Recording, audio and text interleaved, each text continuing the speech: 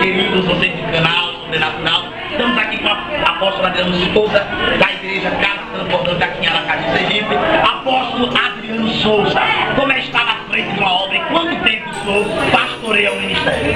Estar à frente da obra de Deus é muito gratificante, porque nós vemos os frutos, né, do nosso penoso trabalho, de estar orando, clamando, buscar o Senhor, intercedendo pelas vidas e ver as vidas a cada vez serem edificadas, abençoadas, prosperando, né. Hoje eu falo grato de Deus, né, pela graça de Deus, eu tenho 10 anos à frente da obra, né, e estou aqui dizendo a Jesus a cada dia vim aqui, que Ele possa me capacitar cada dia com o seu Espírito, que eu estou aqui para viver com Ele. É uma felicidade receber o apóstolo Adriano conosco, uma palavra revelada, por gentileza. Eu quero deixar Romanos 8, né, 37, mas em todas essas coisas nós somos mais do que vencedores, por meio daquele que nos amou. A Bíblia diz que todas as coisas cooperam para o bem daqueles que amam a Deus. Então que você possa permanecer no propósito, porque os planos do Senhor serão realizados na tua vida, ninguém poderá impedir o que Deus tem para fazer na tua vida. Apóstolo Adriano Souza, Deus abençoe e a paz do Senhor Jesus.